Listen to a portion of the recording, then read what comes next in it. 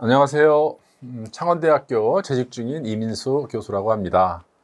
오늘은 근골격계 질환 및 체중 조절을 위한 운동 재활에 대해서 살펴보도록 하겠습니다. 나이가 들면서 어깨, 허리, 무릎에 대한 질환이 증가되고 또 체중이 늘어나는 공통점을 갖고 있을 겁니다. 그래서 오늘은 이러한 부분에 대해서 원인과 그 다음에 운동을 어떻게 해서 극복할 것인가에 대해서 설명하도록 하겠습니다. 목차는 크게 두 가지입니다. 첫 번째는 근골격 질환과 그에 대한 운동, 재활, 그 다음에 2부는 체중 조절을 위한 운동 방법에 대해서 살펴보도록 하겠습니다. 그래서 근골격계 질환에 대해서는 어깨 질환, 그 다음에 허리 질환, 무릎 질환에 대해서 살펴보고요. 그 다음에 2부에는 체지방에 대한 이해와 그 체지방을 감소시키기 위한 운동 방법에 대해서 살펴보도록 하겠습니다. 일단 우리가 이제 운동 재활을 하기 전에 어떻게 하면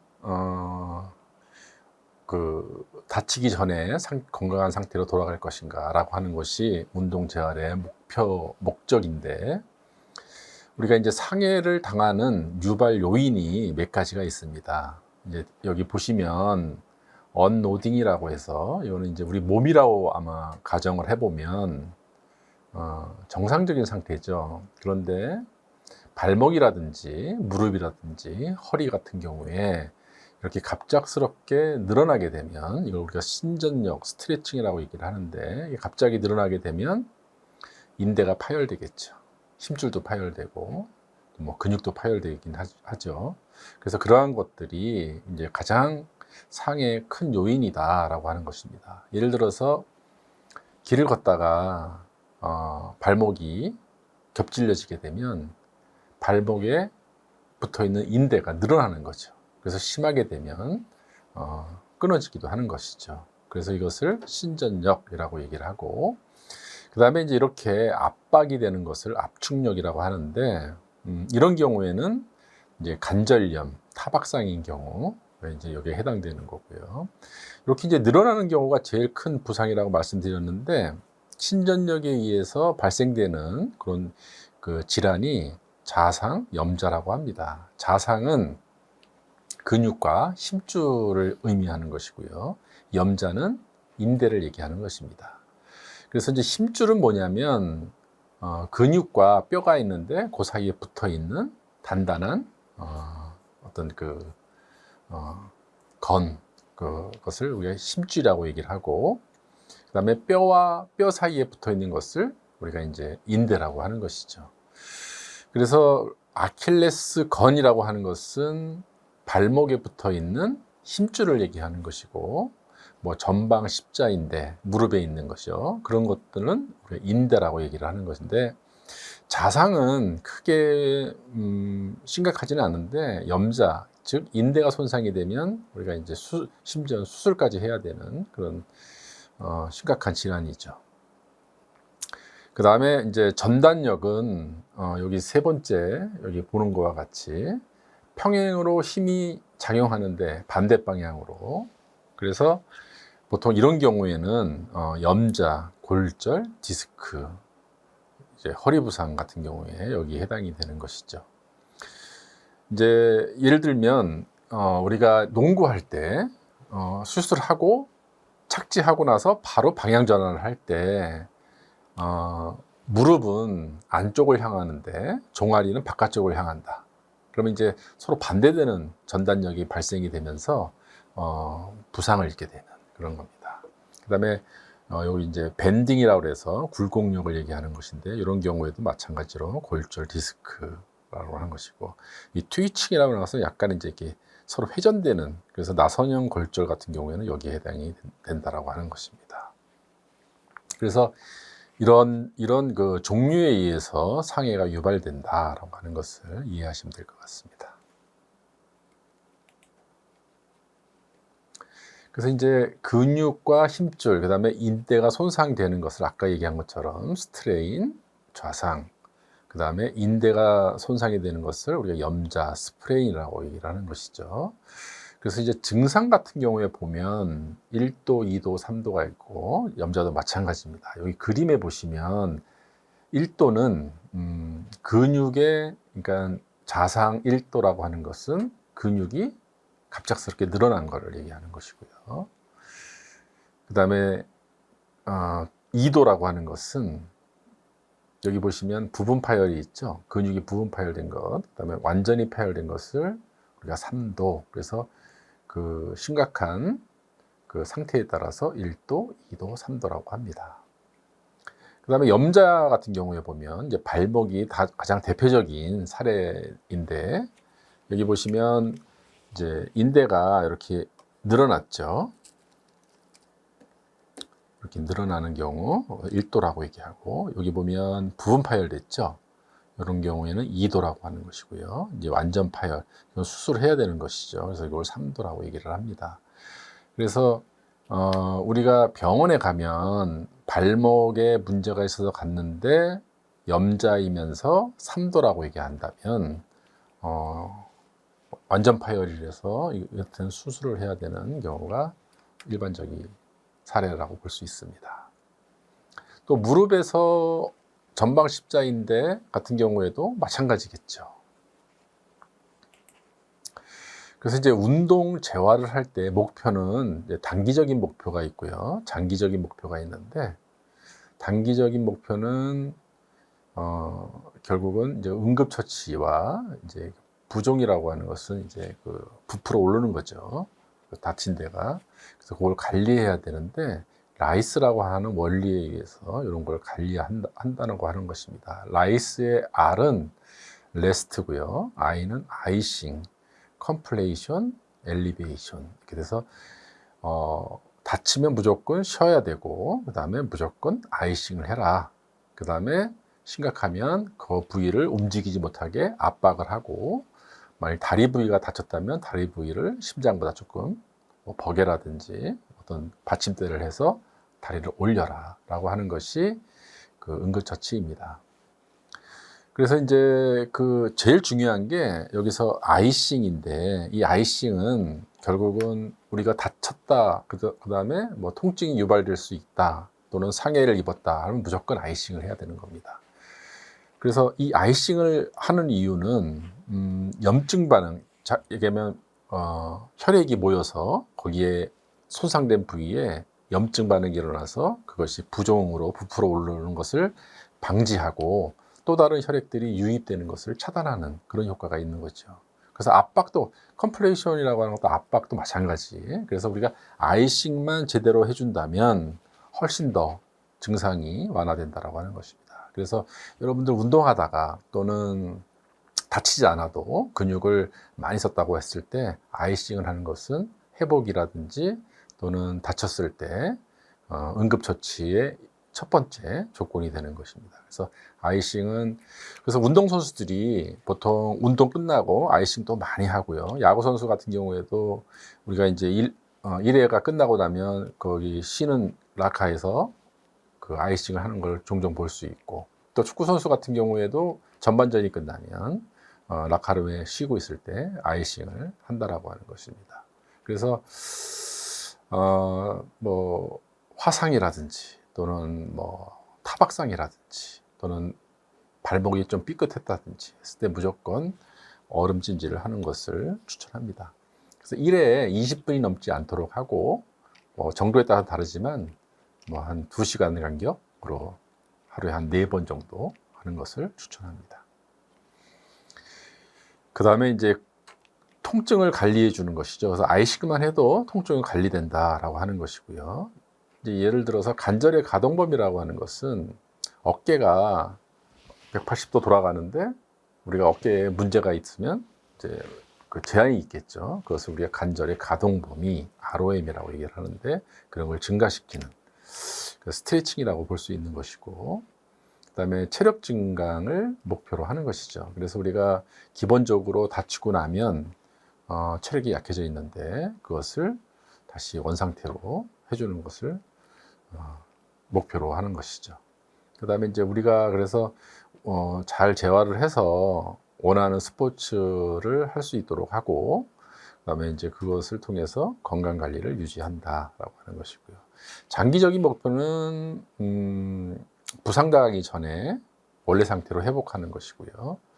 또 더 중요한 것은 부상이 재발되지 않도록 그 다친 부위를 더 강화시켜주는, 근육을 강화시켜준다는 의미겠죠.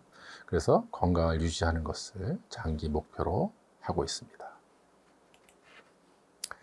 재활 단계를 한번 살펴보면 이거 글씨가 자꾸 깨지는데 좀 버전이 안 맞아서 그런 것 같습니다. 운동 재활 단계를 한번 살펴보면 여기 보시면은 1단계, 2단계, 3단계, 4단계, 5단계가 있는데, 아까 그 1단계는 여기 보시면은 스웨일링이라고 하는 게 이제 부종이라고 하는 건데, 요 부종을 관리를 해줘야 되는데, 아까 얘기한 것처럼 라이스, 그래서 아이싱을 중심으로 관리를 해야 되는 것이고요. 이때 스트레칭을 하는 것도 ROM을 확보하기 위한 좋은 방법이고요. 그래서 이제 일정 기간이 지나서, 다시 얘기하면 부종이 부풀어 오르는 부위가 없다라고 한다면, 그 다음에 통증이 더 이상 없다라고 한다면 코어 밸런스 운동을 하는 것이 두 번째 페이스고요. 이 코어 밸런스 운동은 이제 한다면 플랭크, 스쿼트, 그 다음에 이제 요가 자세 같은 운동들, 이런 것들을 추천을 하는 거고요. 또 이제 그런 것들이 강화되고 이제 좀 더 시간이 경과되면 근력, 스트렝스 운동들, 이런 것들을 강화하는 거고요. 네 번째, 이제 근력이 강화되면 기술 운동, 기능성 운동. 그래서 이제 기술 운동이라고 하는 것은 우리가 이제 운동선수인 경우에 축구면 축구에 대한 기술 운동, 야구면 야구에 대한 기술 운동. 그 다음에 이제 그 다친 부위에 원래 상태로 돌아올 수 있는 그런 운동을 우리가 기능성 운동이라고 얘기를 하는 거죠. 그 다음에 이제 마지막으로 중요한 것은 더 다치지 않게끔 예방하고 부상을 방지할 수 있는 여러 가지 조건들을 잘 해야 되는 것이죠. 그래서 보통 그 부위가 좀 약하다라고 한다면 그 부위에 테이핑 같은 거 하고 운동을 하는 것도 좋은 예고요. 그리고 심하게 하지 않음으로써 부상을 방지하는 그런 그 주의를 해야 될 의무가 있다라고 하는 것을 말씀드리겠습니다. 운동은요, 이제 여러분들이 운동을 시작하는데 몇 가지 조건과 구성 요인이 있는데, 여기 FITT라고 하는 것은 이런 것이죠. 운동을 이제 시작할 때 운동을 일주일에 몇 번 할까라고 하는 거, 그 다음에 운동을 어느 정도 힘들게 해야 될까라고 하는 것을 인텐시티, 운동 강도라고 하고요. 그 다음에 세 번째는 그럼 몇 시간을 해야 될까라고 하는 거. 그 다음에 수영을 할까, 아니면 근력 운동을 할까, 아니면 유산소 운동을 할까, 아니면 뭐 축구를 할까, 이런 운동의 형태. 그래서 요 약자를 따서 FITT에 따라서 운동 프로그램을 내가 짤 수가 있을 거고, 만약 여러분들이 이런 운동 프로그램을 짤 수가 없다면 전문 트레이너들이 운동 프로그램을 짜서 거기에 맞게끔 운동하는 것이 과학적이다라고 하는 겁니다. 그리고 이제 운동을 시작할 때 보시면 준비 운동을 여기 보시면 60분 운동을 할 때 15분씩이나 하는 것이죠. 그 다음에 또 운동이 끝나면 여기는 심장의 온도를 올리는 거고, 여기는 심장의 운동을 내리는 거죠. 그래서 우리가 자동차로 얘기하면 급발진하는 것이 아니라 1단, 2단, 3단, 4단 점차적으로 이제 그 엔진의 기능을 올리고, 그 다음에 충분히 주행을 하고, 만약 예를 들어서 한 30분 했다라고 한다면 끝나고 나서 가열된 엔진을 다시 쿨링 다운하는, 그래서 정리 운동 한 10분 정도 하는 것을 권고합니다. 자, 이제 그 운동 재활에 대한 기본적인 개념을 이해하셨다면 이제 본격적으로 어깨에 대해서 한번 알아보도록 하겠습니다. 나이가 들어서 가장 많이 다치는 부위가 이제 어깨인데, 어깨가 왜 부상이 많냐 하면 많이 쓰는 거죠. 오버유즈도 하고요, 오버로드하고 이런. 그러니까 이제 우리가 무거운 것을 이제 순간적으로 들어 올리거나 또는 그것을 뭐 힘을 주거나 했을 때 그걸 오버로드라고 하는데, 직업적으로 봤을 때 그런 오버로드가 매일 지속이 된다라고 하면 이제 오버유즈드가 되는 거죠.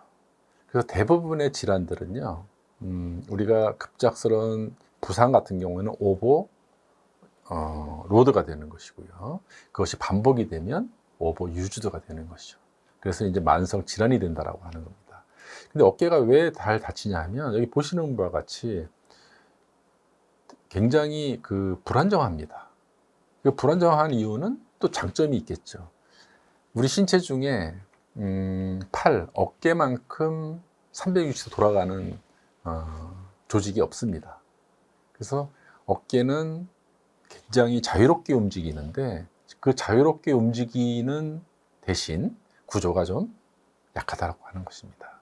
그래서 팔도 자주 빠지고, 그다음에 어깨 근육도 손상이 되고 하는 겁니다.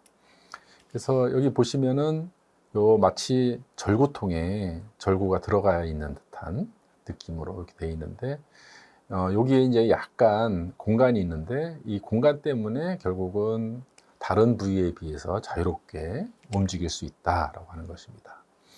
그러면 이 빈약한 어깨를 견고하게 만들어 줄 수 있는 것은 결국은 근육, 힘줄인 것이죠. 그래서 이 부위에 요 부위에 여기와 요 뼈와 붙어 있는 근육들이 있는데, 그 지탱해 주는 근육들을 우리가 회전하는 근육들의 다발이다. 그래서 회전근개라는 말을 씁니다.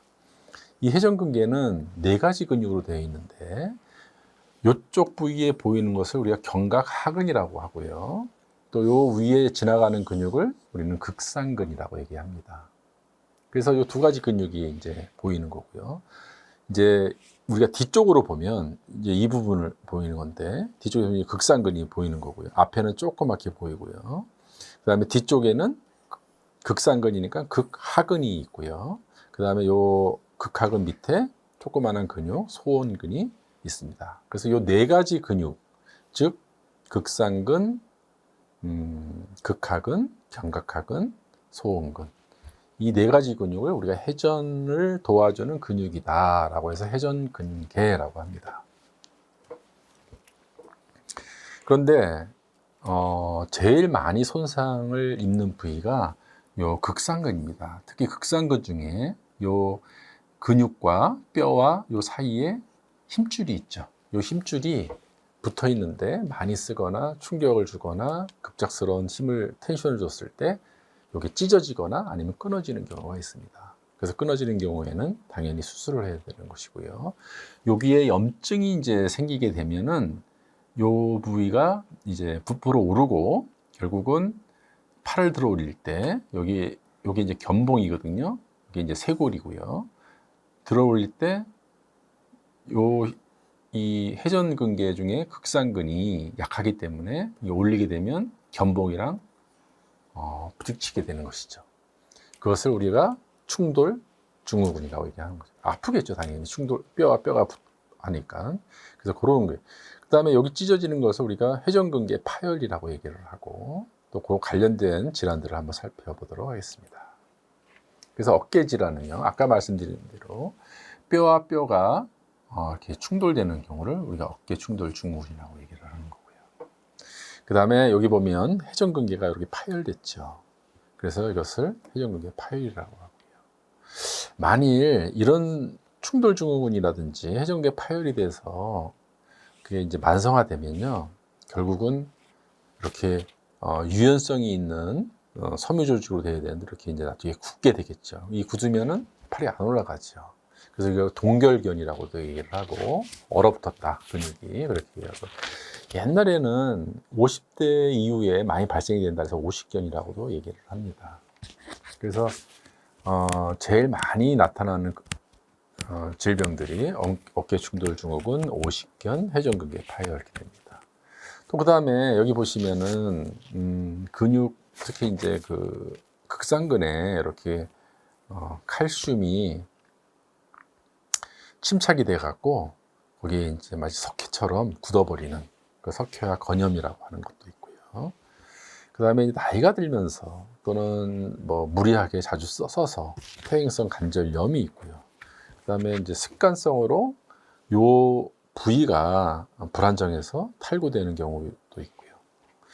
그래서 이제 이런 그 질환들이 어깨 질환의 종류로서 됩니다. 그래서 여기 보시면은 수술이나 치료 방법은 약물요법, 관절 내시경, 뭐 그다음에 주사요법, 그다음에 회전근개 같은 경우는 관절 내시경.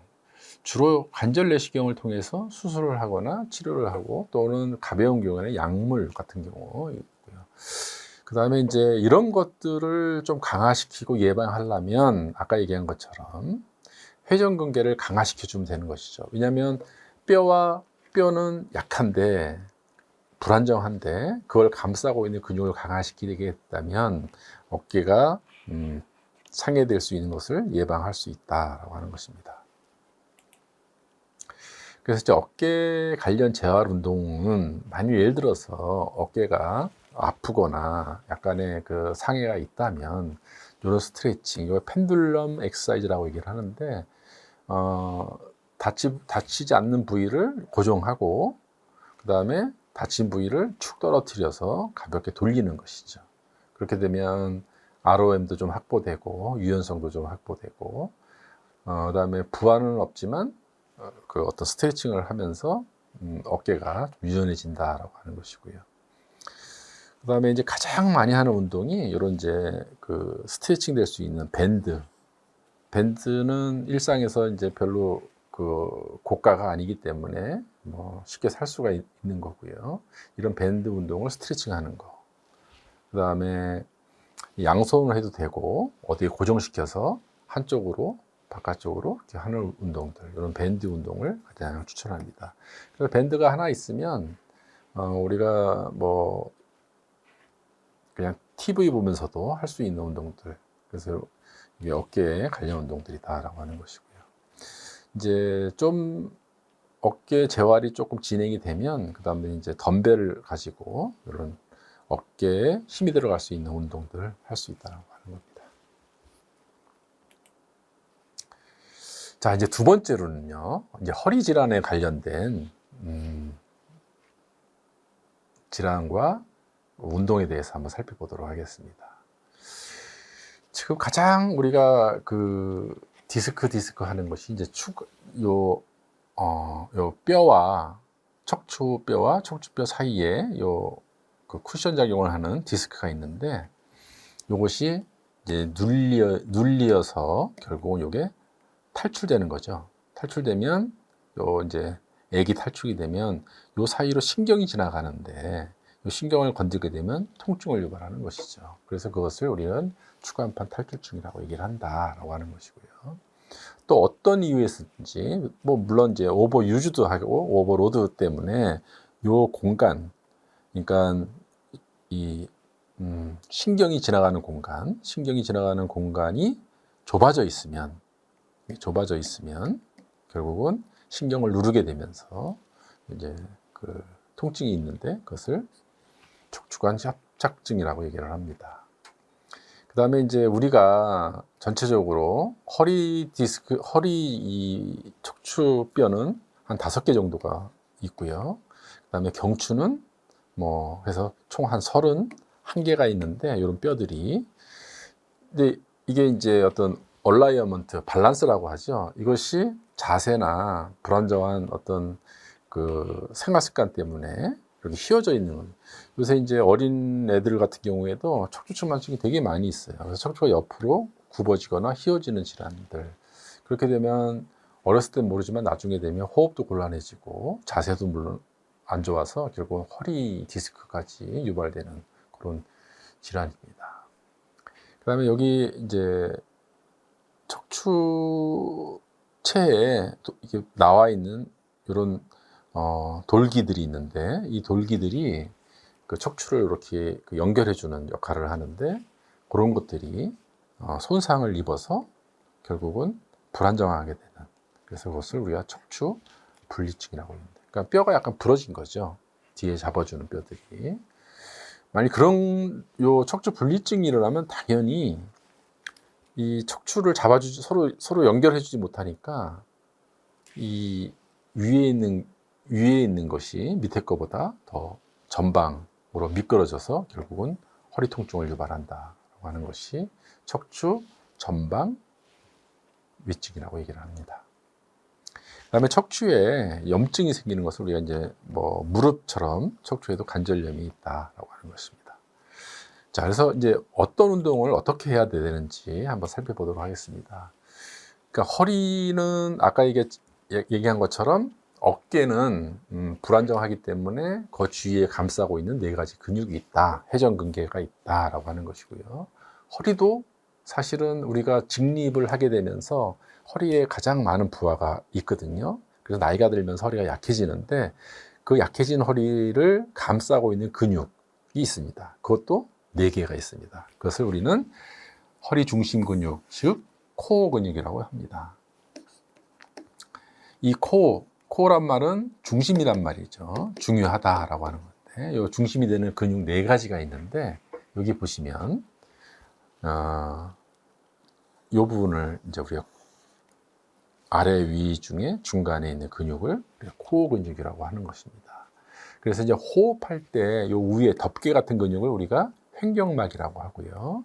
그 다음에 맨 밑에 골반 밑에 있는 그 생식기 쪽에 있는 것을 우리가 골반 기전이라고 얘기를 합니다.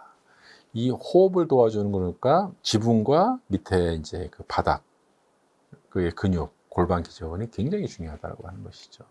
그 다음에 그 안에 있는 근육을 우리가 이제 그 복대처럼 싸고 있는 근육을 우리가 복행근이라고 얘기하고요.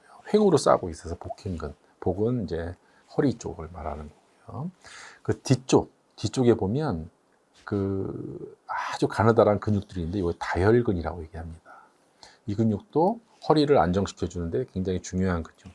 그래서 이 4가지 근육을 코어 근육이라고 얘기를 하는 것이죠. 그래서 위에 횡격막, 맨 밑에 골반 기저근, 그 다음에 이 중앙에 있는 복부 쪽에 있는 복행근, 그 다음에 뒤쪽에 척추 뒤쪽에 지나가는 다혈근.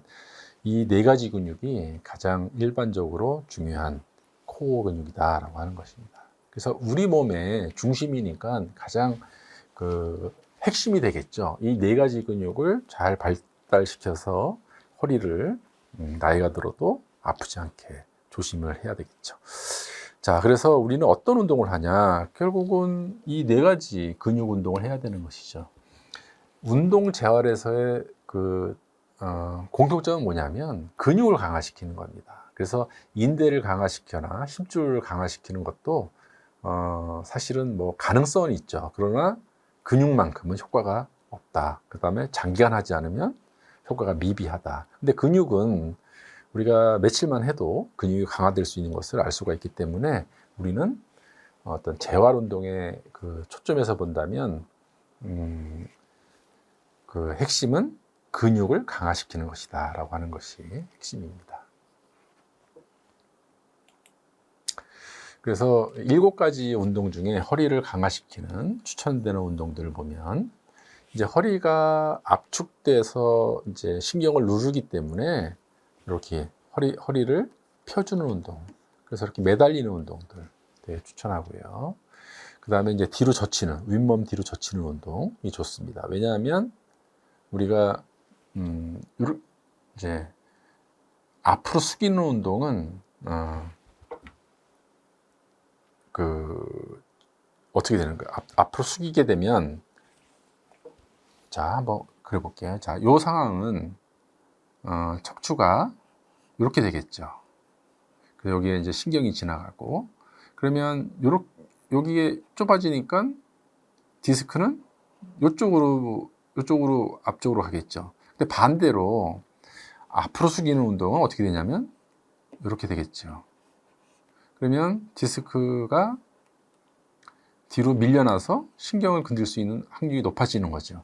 그래서 우리가 허리를 강화시키는 운동 중에서는 반드시 허리를 뒤로 젖히는 운동을 할 것이지 앞으로 숙이는 운동은 금지다라고 하는 것이 일반적인 견해입니다. 그다음에 이제 여기 이제 코브라 같은 경우에 이제 이렇게 뭐 어렵다면 손을 대고 하는 운동들 추천하고요. 그 다음에 이제 이런 요 운동에서 푸시업을 하는 거고요. 그 다음에 이제 이게 이제 고양이 자세 같은 경우도 굉장히 좋은 운동이고요. 그 다음에 이제 조금 실력이 된다면 버드독이라 그래서 무릎을 이렇게 이제 그 고양이 자세에서 다리와 손을 반대 교차되게끔 이렇게 하는 운동들. 그 다음에 이제 뭐니 해도 가장 쉽지만 효과가 좋은 운동 중에 이제 플랭크 같은 경우에 이런 운동들 7가지를 추천합니다. 그래서 이제 허리가 아프든 안 아프든을 떠나서 이제 나이가 이제 드신다면 미리부터 요 7가지 운동을 미리미리 조금씩 해주는 거. 그 다음에 요 운동은 시간도 많이 걸리지 않아요. 뭐 해봤자 뭐 한 10분에서 5분 정도면 다 하는 운동들이니까 해주시면 그 허리 예방에도 도움이 될 것입니다. 그렇다면 피해야 될 운동들은 뭐냐?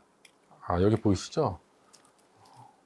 허리 앞으로 굽히 이거 하면 안 되는 것이고요. 그 다음에 싯업도 역시 무리를 주는 거고요.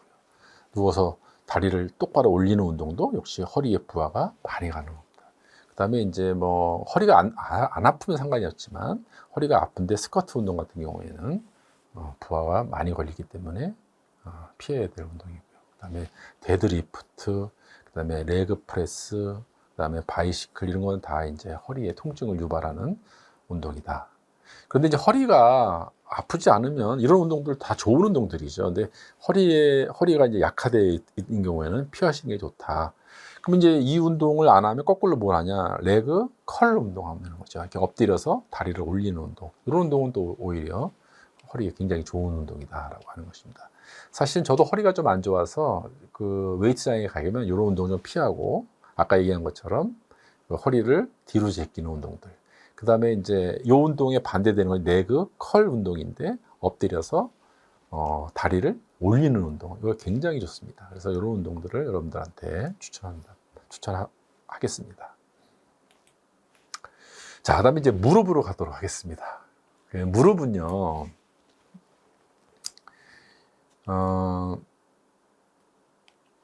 여기 보시면은 위에 뼈가 있고 밑에 뼈가 있습니다. 근데 그걸 연결해주는 인대들이 있는데 뼈와 뼈는 인대라고 했죠. 그래서 여기 이제 대퇴골이 있고 경골이 있는데 이 위에 뼈와 밑에 뼈를 이렇게 연결해 주는 것을 우리는 전방에 따라서 전방 십자인대라고 하고요. 이 뒤에는 잘 안 보이지만 이 뒤에 또 이렇게 대각선으로 이런 그 지나가는 그 인대가 있어요. 이건 후방 십자인대라고 얘기를 하고요. 그 다음에 위에 뼈 사이드로 이렇게 연결해주는 내측 인대가 있고요. 여기 바깥에 여기 있겠죠. 그 다음에 이게 왜 바깥쪽이냐면 여기 보면 비골이라는 게 있습니다. 비골. 그래서 만약 왼다리라면 저쪽 밑에 복숭아뼈까지 이어지는 뼈를 우리가 비골이라고 하는데 그 비골이 바깥쪽에 있어요. 그래서 이쪽이 바깥쪽이고 이쪽이 안쪽이게 되겠죠. 그래서 이 4가지 인대들이 요 무릎 근육을 이렇게 싸고 있다. 근데 무릎은 사실은 어떤 움직임이 제한적이기 때문에 굉장히 견고합니다. 그래서 아까 얘기한 어깨보다는 훨씬 더 그 부상의 확률이 감소되는데, 근데 이제 문제는 뭐냐면 나이가 들면서 뼈는 약해지고 상체는 배는 이제 이렇게 체중이 증가되고 하니까 어떻게 되겠습니까? 하중이 무릎 쪽에 다 실리게 되겠죠. 그러니까 코어 근육이 약해지면 코어 근육이 하중을 지탱해 분산해 줘야 되는데 이제 그 코어 근육이 약해져 있으니까 전부 다 하중이 발목 아니면 무릎에 미치겠죠. 그래서 결국은 무릎이 의외로 나이가 들면서 많이 약해진다라고 하는 거. 그래서 이제 류마티스 관절염 같은 경우도 뭐 당연히 이제 나이가 들면서 그 염증이 생겨서 걸리는 질환인데 노인들 분야에서 많이 걸리는 경우가 있죠. 자, 그래서 한번 질환의 종류는요, 십자인대 파열이 가장 많아요. 그래서 이 앞에 보이는 이 십자인대는 어떤 경우 많이 파열되면 그 헛디뎠을 경우, 그래서 그러니까 예를 들어서 경골은 이쪽으로 움직이는데 대퇴골은 이쪽으로 움직인다든지, 아니면 대퇴골은 이쪽 방향으로 힘이 진행이 되는데 경골은 이쪽으로 진행이 돼요. 서로 전단력이죠. 이랬을 때 얘가 굉장히 많이 손상을 입는다라고 하는 겁니다. 그래서 이제 뭐 바깥쪽으로 이렇게 되면은 결국은 내측인데, 외측인데도 이게 이제 끊어질 수 있는 겁니다. 그래서 심하게 다친 경우, 운동선수 중에서 이제 심하게 다치면요, 전방 십자인대가 제일 많은데, 그 다음에 이제 후방 십자인대, 내측인대, 외측인대 이렇게 되는데, 심하다는 건 뭐예요? 이 네 가지 인대가 다 끊어지는 경우가 있습니다. 교통사고 경우도 있고요. 또 뭐 추락사 이런 경우에도 그런 추락할 경우에도 그렇게 인대가 파열되는 경우가 많이 있습니다. 그 다음에 여기 보면 그 어깨도 마찬가지지만 위에 뼈와 밑에 뼈 사이에 패드가 있죠. 고무 패드가 있는데 이것을 우리는 이제 이게 반월 모양으로 생겼다 해서 반월상 연골이라고 얘기를 합니다. 그래서 이게 이제 충격에 의해서 이 패드가 찢어지는 경우가 많이 있죠. 그다음에 이제 여기에 염증이 생기는데, 염증은 왜 생기냐면 지속적인 충돌로 인해서 요 사이에 활액, 관절액이 있어요. 근데 요 관절액에 염증이 생기는 겁니다. 근데 왜 염증이 생기는지는 아직도 이유가 명확하지 않았지만, 면역 반응, 즉 그 관절액에 이물질이라고 우리 몸이 착각해서 거기를 공격하는 것이죠. 그래서 그걸 이제 면역 반응이라고 하는데, 류마티스 관절염이 대표적인 겁니다. 그 다음에 이 슬개골이 연화됐다, 약해진 거죠. 약해져서 걸을 때마다 뚝뚝 소리가 나는 경우, 이런 것도 무릎 질환에 걸리는 종류 중에 하나입니다. 자, 그래서 이제 무릎 재활 운동을 살펴보면요,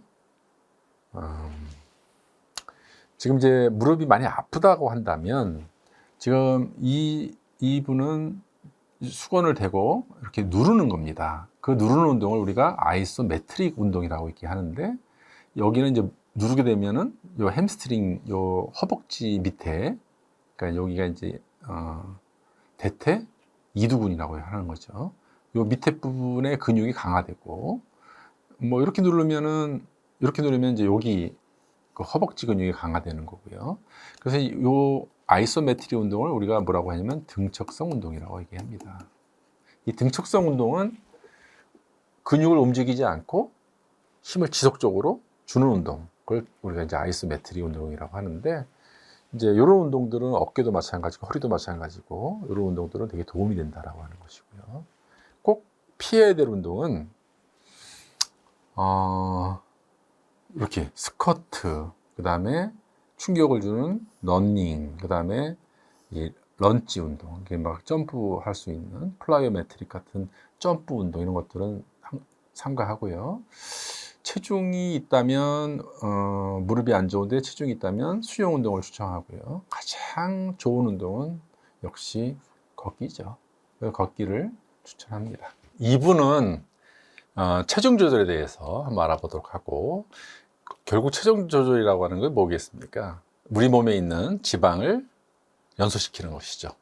그래서 지방을 연소시키려고 하면 지방이 어떤 성질이 있고 지방이 어떤 그 메커니즘을 갖고 있는지 이걸 좀 이해하고요. 그 다음에 그 지방을 없애는데 가장 좋은 방법은 딱 두 가지입니다. 첫째, 덜 먹고 식이요법하고, 그 다음에 지속적으로 운동하는 거 외에는 없습니다. 수술을 한다거나 약물을 먹는 것은 그거는 부작용만 심하고 효과는 없다라고 하는 것을 확실하게 말씀드릴 수 있습니다. 자, 일단은 남성과 여성의 신체 구성을 비교하면요, 남자는 근육이 훨씬 더 여자에 비해서 좀 많고요. 그 다음에 이제 지방도 두 가지가 있는데, 하나는 필수 지방, 하나는 비필수 지방. 요 필수 지방은 꼭 있어야 되는 지방입니다. 남자는 최소한 한 3% 이상, 3%가 있어야 되고, 여자는 12%. 여자가 훨씬 더 많죠. 그래서 여자는 지방이 많다라고 하는 것이고요. 그 다음에 요거는 없어도 되는 운동인데, 이게 저장 지방이라고 하는데, 요 저장 지방이 이제 증가가 돼서 몸이 뚱뚱해지는 것이죠. 그래서 일반적으로는 정상 12%, 여자는 15%별 차이 없죠. 그 다음에 뼈는 뭐 역시 남자가 더 많고요. 그 다음에 이제 조직들에 의해서 한 25%에서 100%가 되는 건데, 남자는 체지방이, 요 저장지방이 25% 이상이 증가가 되면 비만, 그래서 이제 질병이라고 하고요. 요 남성이고요. 여성은 30% 이상이 이제 넘어가게 되면 비만이라고 하는 것입니다. 그래서 체지방에 따른 체형을 보면 3%일 때는 거의 뭐 이제 프로급 선수들, 트레이너 같은 경우에 40%면 좀 심각하죠. 그 남자는 여기가 이제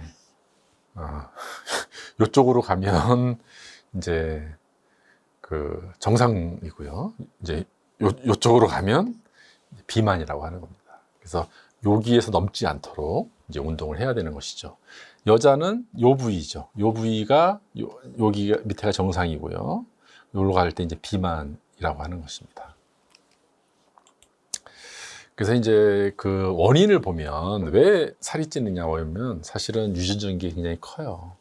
그래서 이제 엄마가 요 위에 있는 이제 그 수치는 뭐냐면, 엄마, 아빠가 다 뚱뚱하지 않으면 자녀가 뚱뚱할 확률은 10%.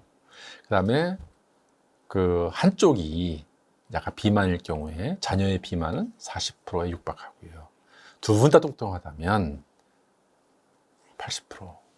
그러니까 이제 자녀를 가질 때 엄마, 아버지의 어떤 그 체지방도 그 자녀한테 미치는, 그러니까 이제 출산할 자녀한테 미치는 영향이 이렇게 크다. 그래서 유전적인 거, 뭐 많이 먹는 거죠. 그다음에 운동 안 하고요. 그다음에 약물, 스트레스가 비만의 원인 중에 굉장히 또 크게 작용합니다. 그다음에 이제 신경 내분비학적 원인인데, 이 신경은요, 우리가 음식을 뇌 부위에 보면 시상 하부가 있어요. 여기서 이제 식욕을 조절하고요. 그 조절된 호르몬을 우리는 인슐린, 렙틴, 그렐린이라고 얘기를 합니다. 그래서 이런 거에 의해서 조절된다. 그러니까 이제 우리가 배가 고프다라고 하는 것은, 배가 고픈 것은 머리에서 인지를 하는 거죠. 배가 부르다는 것도 마찬가지고. 그래서 뇌가 결국은 살을 찌게 하고 또 살을 빠지게 하는 그런 중요한 요인이다라고 하는 것을 이해하시면 될 것 같습니다. 자, 그래서 이제 하나하나 살펴보면 살이 찌는 원인 중에 하나는, 나이가 들면서 왜 살이 찔까? 많이 먹지 않는데, 이것은 기초대사량이 나이가 들면서 점점점 저하됩니다. 그러면 기초대사량이 칼로리 소모에 이렇게 보면 100%라고 했을 때, 우리가 이제 일반적으로 움직일 때는 20%밖에 안 빠지고요. 생활하는 대사적인 활동으로. 근데 밥 먹을 때 체열을 생성하기 때문에 한 10% 정도가 빠져요. 먹을 때도. 그런데 그걸 소화시키고 해야 되기 때문에. 그런데 가만히 있을 때, 뭐 잠잘 때도 마찬가지지만 쉬고 있을 때 70%가 기초대사량에 의해서 칼로리 소모가 이루어지는 거예요. 그러니까 기초대사량이 사실은 되게 중요하죠. 그래서 이게 보면 기초대사량 70% 중에 이게 100%로 했을 때 근육이 거의 40%의 기초대사량을 소모합니다. 그다음에 간, 신장이 있는데, 그러니까 근육량이 작다는 소리는 뭐죠? 기초대사량이 떨어진다는 소리겠죠. 기초량이 떨어지면 어떻게 되죠? 조금 먹어도 살이 찐다는 거죠. 그래서 그런 원리를 좀 이해하시면 좋을 것 같습니다. 자, 두 번째는 여기가 시상이거든요. 여기 시상 하부라고 하는데, 요 부위에서 모든 걸 조절해요. 그래서 식욕이라든지 성욕이라든지 그다음에 수면욕이라든지 이런 거 전부 다 여기서 이렇게 본능적인 거 다 조절하는데, 여기서 밸런스가 맞으면 이제 먹는 거, 그다음에 쓰는 거, 지출과 수입이 밸런스가 잘 맞죠. 그러면 체중 변화가 없겠죠. 근데 이제 요 체중 변화가 없게끔 만드는 것이 뭐냐면, 지방이 커지면 렙틴이 분비돼서 그만 먹어라 라고 하는 신호를 주고요. 위에서, 그 다음에 췌장에서 이제 식욕을 촉진하는 호르몬이 분비가 돼요. 그러니까 예를 들어서 위가 이제 공복으로 비어 있잖아요. 그럼 배가 고프겠죠. 그럼 위에서 그렐린이라고 하는 호르몬이 요 시상을 해서 시상에는 식욕 촉진 중추가 있고요. 그다음에 식욕 억제 중추가 있어요. 그래서 촉진 중추는 결국은 우리가 이제 악셀레터 역할을 하는 거고요. 식욕 억제는 마이너스 브레이크 역할을 해요. 이 두 가지가 밸런스가 잘 맞으면 살이 안 찌는데 둘 중에 하나가 급격히 올라가면 살이 찌는 거고요. 식욕 억제가 또 급격히 증가가 되면 살이 빠지겠죠. 근데 이런 호르몬들이 조절해 준다라고 하는 것도 이해하시기 바랍니다. 근데 인슐린도 사실은 식욕을 억제해 주는 호르몬이에요. 왜냐하면 혈당이 높아졌다는 소리는 뭘 많이 먹었다는 소리죠. 그래서 많이 먹으면 결국 인슐린이 어디다 저장을 하는데, 그래서 그만 먹어라 라고 저장을 하는데 자꾸 먹는 거죠. 그렇게 되면 인슐린이 기능을 잘 못하게 되겠죠. 그럼 뭐가 걸리죠? 당뇨병이 걸리는 겁니다. 그래서 그 당뇨도 식욕 조절과 깊은 영향이 있겠죠.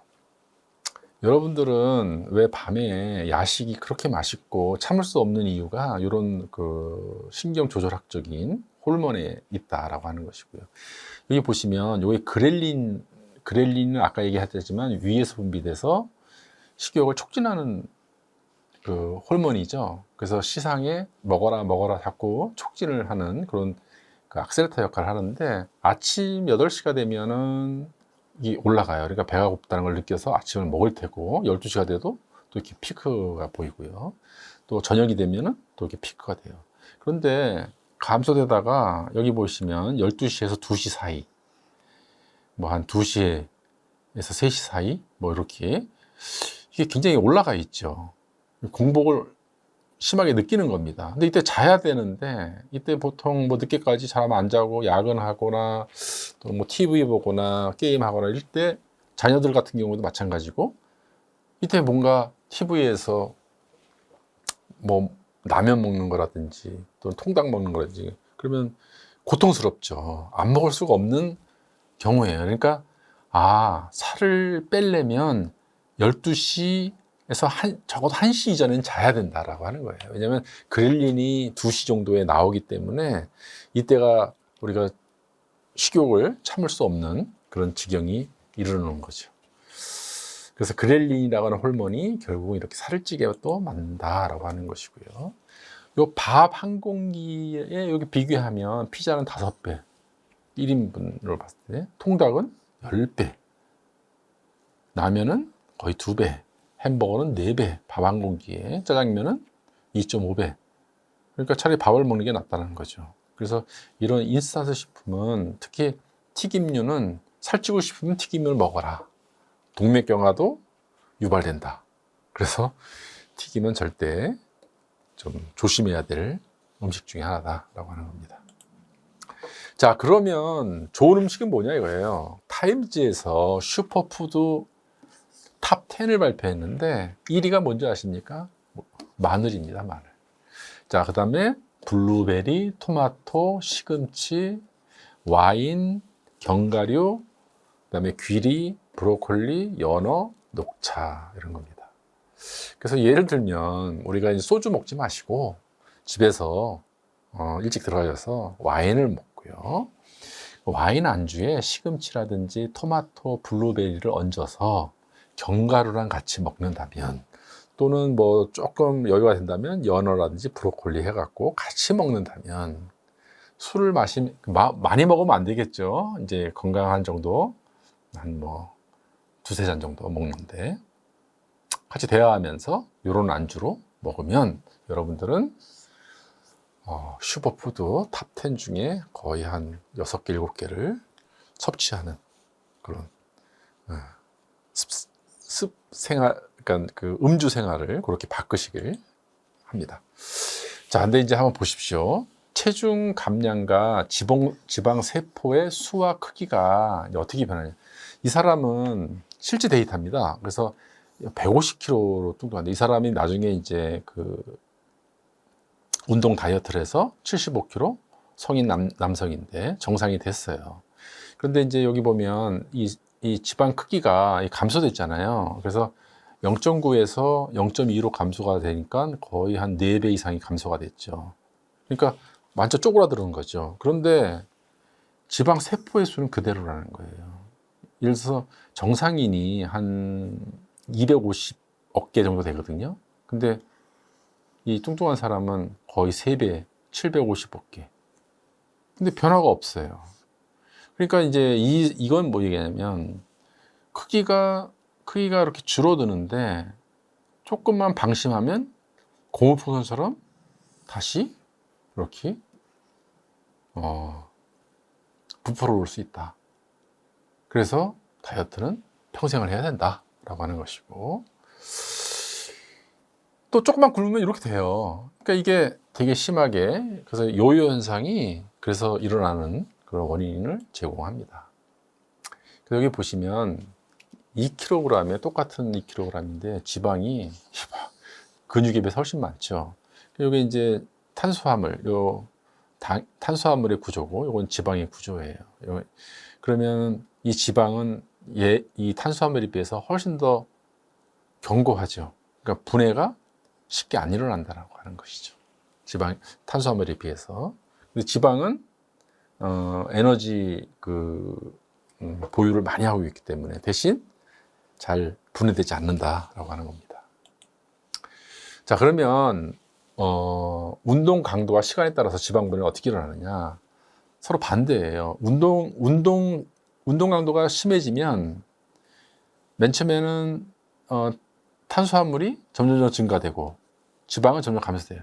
그러니까 운동을 너무 심하게 하게 되면 탄수화물에 의존을 하지 지방은 점점 감소가 된다. 그 다음에 운동 시간은 또 반대죠. 운동을 길게 할수록 지방이 많이 올라가고 운동을 길게 할수록 탄수화물은 감소되죠. 그러니까 살을 빼려면 뭐예요? 운동 강도는 줄이고 운동 시간은 늘려라 라고 하는 것이 기본적인 겁니다. 그래서 운동을 최소 20분 이후부터 지방이 연소되기 시작하기 때문에 운동은 길게 하면 길게 좋다. 운동 강도는 좀 줄여라. 자, 여러분들은 그러면 아침 운동을 해야 될 거예요? 저녁 운동을 해야 될 것 같습니까? 살을 빼려면 아침 운동을 하는 거 좋습니다. 왜? 공복 상태에서는 탄수화물이 없기 때문에 공복 상태에서는 운동을 하게 되면 결국은 에너지를 끌어다 써야 되는데 지방을 끌어다 쓰기 때문에 아침 운동이 좋다. 그러니까 아침이 좋은 게 아니라 공복 상태에서 운동하는 것이 좀 도움이 된다라고 하는 것이고요. 그럼 식전에 해야 될까, 식후에 해야 될까라는 그 같은 원리입니다. 식전에 공복 상태이기 때문에 결국은 지방을 에너지화 쓴다라고 하는 거. 그래서 식전에 운동하는 것이 좀 좋다. 근데 한 가지 밥맛이 너무 좋아지면 어떡하죠? 뭐 그런 사람은 뭐 또 거기에 자기 스타일에 맞게끔 운동하는 건데 원리는 그렇다는 겁니다. 자, 초보자를 위한 체중 감량 같은 경우에 한번 보시면 이게 일주 이제 월화수목금토일이라고 봤을 때 걷기예요. 좀 이제 강하게 걷기라는 것은 뭐 아령을 들고 걸을 수도 있고요. 또 빠르게 걷는 것도 있고요. 이거는 지속적으로 걷는 거. 그래서 요때 플러스 뭘 하냐? 플러스 이제 근력 운동, 웨이트 트레이닝을 좀 하는 걸 추천하고요. 요거 이제 인클라인이라는 것은 이제 경사도 있는 이제 그 땅을 걸어라라고 하는 계단 걷는 것도 하나의 방법이 올라갔다 내려갔다 마찬가지고요. 그다음에 또 지속적으로 40분 걷고 그다음에 웨이트 트레이닝 하고요. 그다음에 파워워킹이라고 하죠. 그래서 30분 정도 하고 또 다시 계단을 이용하거나 또는 등산을 하거나 했을 때 30분 이상을 하는 걸 추천합니다. 그다음에 하루는 쉬고 그래서 이렇게 해서 계속 한 달 정도 지속하다 보면 살이 많이 빠진다고 하는 것을 이 프로그램에서 제시하고 있습니다. 자, 그다음에 이제 우리가 하나 팁으로 주면 이 단식은 아니에요. 이게 간헐적 단식이니까 이게 뭐예요? 그러니까 이제 좀 덜 먹는 거죠. 근데 이제 이게 16-8 단식이라고 하는 건요. 16시간 공복 상태를 유지하고 그 사이에 음식을 좀 먹고 그다음에 또 16시간 공복을 유지하고 이런 겁니다. 그래서 예를 들면 여기 보면은 굶고 그러니까 이제 예를 들어서 8시에 자잖아요. 8시에 이제 식사를 마치고 그다음에 2시까지 아니 거꾸로죠. 이게 이제 2시부터 8시까지 안 먹는 거예요. 그다음에 요 사이에 식사를 하는 거고요. 그래서 이런 것을 우리가 하는데, 그래서 요 식사는요, 우리가 보통 3,000 칼로리 먹는데 요 경우에는 한 500 칼로리 정도로 줄이는 거예요. 그래서 전체 칼로리를 500 칼로리 먹고 16시간을 무조건 공복해라. 근데 요 16시간 공복한 상태에서 500 칼로리에 해당되는 것은 뭐 2번을 먹어도 좋고, 근데 이 2번을 하는데 뭐 한 번을 먹어도 되는데 공복 이제 이게 허기가 지니까 한 500 칼로리에 해당되는 거. 500 칼로리면 밥 2공기 정도의 칼로리니까 여러분들이 해서, 그 다음에 이제 요거는 일주일 중에 날짜를 정해서 2번은 공복을 유지하는 거예요. 그래서 여기 보시면은 월요일 날 먹고 그 다음에 이때 급격히 줄이고 그 다음에 이틀은 정상으로 먹고 하루는 또 급격하게 줄이고, 그래서 이렇게 해서 하는 것도, 그래서 5번은 먹고 2번은 단식하는, 그래서 이걸 간헐적 단식. 그래서 이건 어떤 걸 해도 좋은데 본인이 편안한 걸 하시면 될 것 같습니다. 자, 아까 그 16.8 단식에서 여기 보면 공복 상태에서 여기 HIIT라는 것은 여기 인터벌 트레이닝, 그래서 단시간 뭐 예를 들면은 1분 운동하고 30초 쉬고 1분 운동하고 30초 쉬고 이런 거 해서 한 4회 하는 거죠. 이것을 HIIT, High Intensity Interval Training, 약자 따서 HIIT, IIT 운동이라고 얘기를 하는 겁니다. 그래서 공복 중에 요 단시간 운동을 해주면 시너지 효과가 난다라고 하는 것입니다. 그래서 살을 빼는 데 도움이 됐으면 좋겠습니다. 그러니까 지방을 분해를 촉진하는 음식들은 뭐가 있냐? 좀 이게 삼겹살인데 이런 걸 많이 먹으면 지방이 이제 축적이 되겠죠. 얘네들은요, 분해를 촉진하는, 그러니까 이 지방을 좀 더 이렇게 느슨하게 연결해 줄 수 있는 고리를, 그래서 분해가 빨리 촉진될 수 있도록 어떤 선행적인 그 환경을 만드는 것이 포도주예요. 그래서 와인 같은 경우에, 그다음에 그 뭐 와인으로 절인 삼겹살 이런 것도 있고요. 또 녹차에 절인 삼겹살. 그다음에 카페인, 아메리카노 같은 경우에도 지방을 촉진하는 음식 중에 하나입니다. 또 그다음에 펩사이신이라고 우리가 매운 음식들도 역시 그 지방을 촉진하는, 분해를 촉진하는 운동 중에 하나입니다.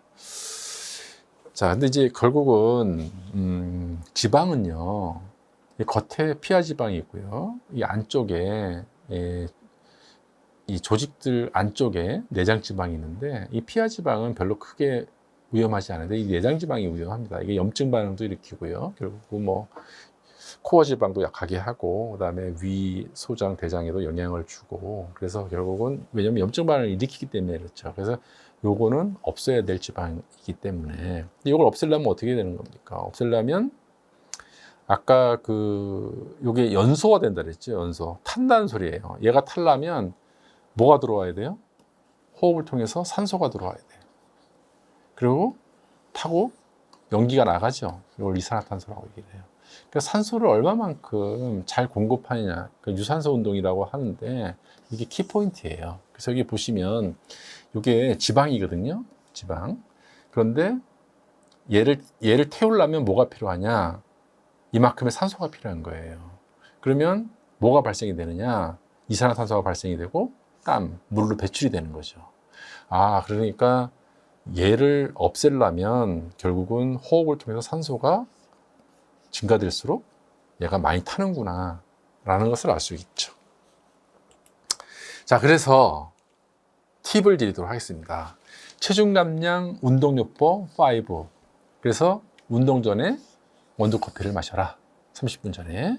그 다음에 운동하면서 호흡은 최대한 길고 가늘게 코로 마시고 입으로 내쉰다. 우리가 운동할 때도 마찬가지죠. 그러니까 이게 달리기 할 때도 또는 걷고도 규칙적으로 들어 마시고 내쉬고, 가늘고 길게. 아까 산소 공급을 최대한 해주는 거. 그래야 지방이 분해돼서 뭐로 나온다? 이산화탄소, 그 다음에 물이 나온다. 이것은 지방이 연소됐다는 증거이기 때문에 우리가 산소를 충분히 많이 이용해 주는 게 좋다. 그러면 천천히 걷기나 아니면 빨리 걷기도 호흡을 계속 하면서 한다면 지방 분해가 극대화되겠죠. 그래서 아무튼 운동 강도는 천천히, 운동 시간 최대 오래 해라. 왜냐하면 지방은 올라가고 탄수화물 내려가기 때문에. 그 다음에 우리 몸은요 적응 효과가 있기 때문에 갑자기 몸이 날씬해지지 않습니다. 아무리 운동을 열심히 해도 3개월 이후에 효과가 나기 때문에 이제 인내심을 가지시고 운동을 하시기 바라고. 그 다음에 이런 것도 마찬가지죠. 산소가 들어와서 지방을 연소시키고 가스가 발생이 되고 뭐 이런 것들을 상상하면서 그 다음에 믿고, 그래서 들어오는구나, 산소가 왜냐하면 산소가 지방을 분해시키는 가장